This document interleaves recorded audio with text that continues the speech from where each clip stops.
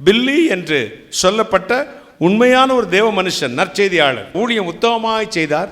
ஆனால் பொருளாதாரத்தில் மிகவும் கஷ்டப்பட்டார். ஒரு சட்டைக்கு மேலே வேறு சட்டை இல்லை. இதை பார்த்து கொண்டிருந்த ஒரு அம்மா ஒரு நாள் வந்து சொன்னார்கள், நான் நிறைய பழைய துணிகளை வைத்திருக்கிறேன், என் கணவனுடைய சட்டை பேண்ட்டுகளை வைத்திருக்கிறேன், உங்களுக்கு கொடுக்கலாம் என்று எண்ணினேன். ஆனால் எனக்கு ஒரு தயக்கம், உங்களுக்கு அது சரியாய் பொருந்துமோ இல்லையோ என்று ஒரு தயக்கம். இவர் சொன்னார், நீங்கள் ஆண்டவர் சொல்லித்தான் எனக்கு கொடுக்கிறீர்களா, நீங்களாய் விரும்பி கொடுக்கிறீர்களா என்று கேட்டார். அந்த அம்மா சொன்னாங்க, ஆண்டவர் சொல்லித்தான் கொடுக்கிறேன். அப்போ அளவு சரியாக இருக்கும். கையை தட்டுங்களேன். ஆண்டவர் சொல்லி செய்தால் அது அளவு சரியாக இருக்கும், வாழ்வு சரியாக இருக்கும். என் வாழ்க்கையில் தேவன் சொல்லாத எதையும் நான் ஏற்றுக்கொள்வதில்லை.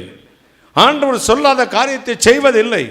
ஆண்டவர் அனுமதிக்காத ஒரு காரியத்தில் என்னை தலையிட்டுக் கொள்வதில்லை.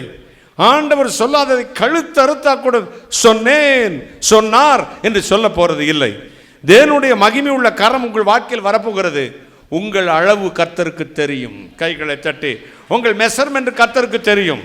உங்கள் வாழ்வு கர்த்தருக்கு தெரியும். நீங்கள் எந்த அளவுக்கு உயரமாய் இருப்பீர்கள் என்பது அவருக்கு தெரியும்.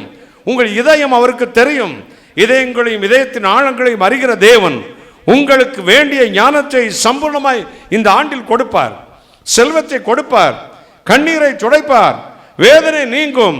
இந்த வருஷத்திற்கான ஆசீர்வாதம் இன்றையிலிருந்தே உங்கள் வீட்டுக்குள் தொடங்க போகிறது. கைகளை தட்டி, இன்றையிலிருந்து, today expecting a miracle right now, brother and sisters, இன்றையிலிருந்து தொடங்கும்.